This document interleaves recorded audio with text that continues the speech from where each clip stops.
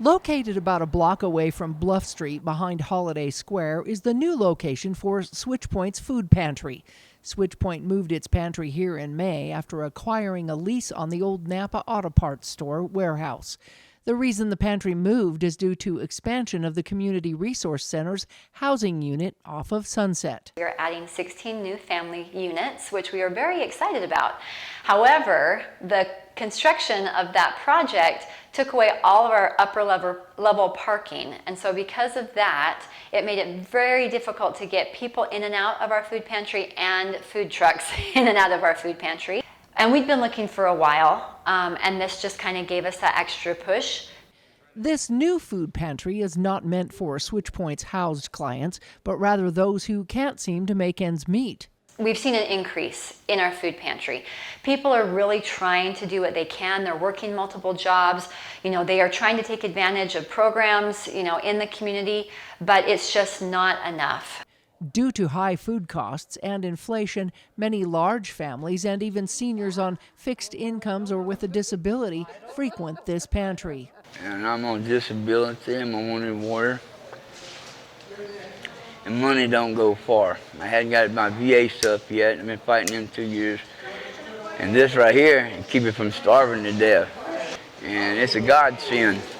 The price of food, it's doubled, tripled. They are more stable, right? They have got some type of an apartment, or maybe they're living in their car, but they do have a way to take the food that we provide to them and cook it and prepare it.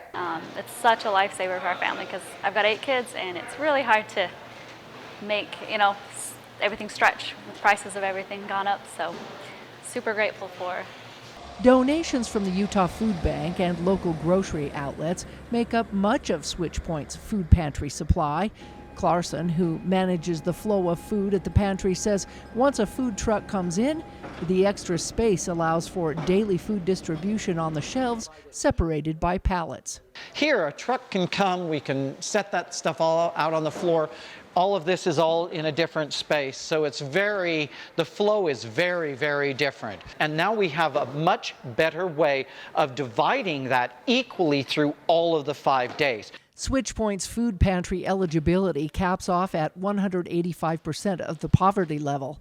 Once the clients are registered, they are allowed to come to the pantry once a week for items they may need. We always try and encourage people, regardless of whether they're using their own money or food stamps, we encourage people to come here first, get what they can get here, and now they know what they don't need to spend their money on in the store. No, I don't even know how people can do it, how they make ends meet if they don't have something like this to help substitute.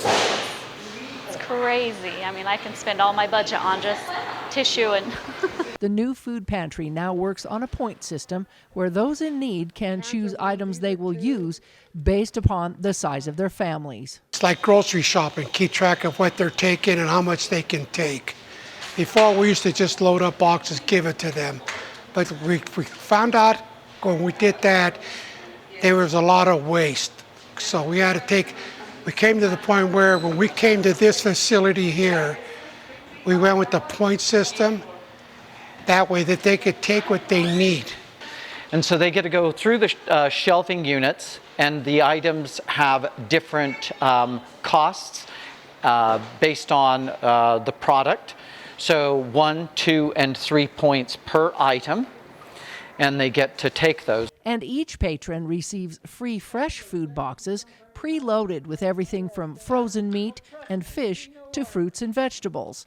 And bread and desserts are typically no points. So for each household, we create equitability by giving each household, as it increases in size, more points. Clarkson said they saw an influx of migrants at the pantry from April through June. He said you never know when people are in need at any one given time. And so individuals who are sleeping rough, or individuals who are sleeping in their vehicle or stuff, we still have a tremendous amount of that community that comes and shops with us here.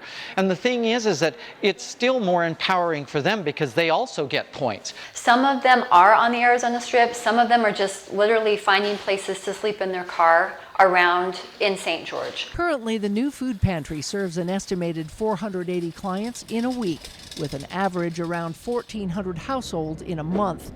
It's open Monday through Thursday, 11 to 4:30, and Saturday from 11 to 2. The nonprofit organization is always in need of time, donations, or funding. In St. George, Melissa Anderson, Community Education News. Very much. Always a pleasure. You take care. Thank you.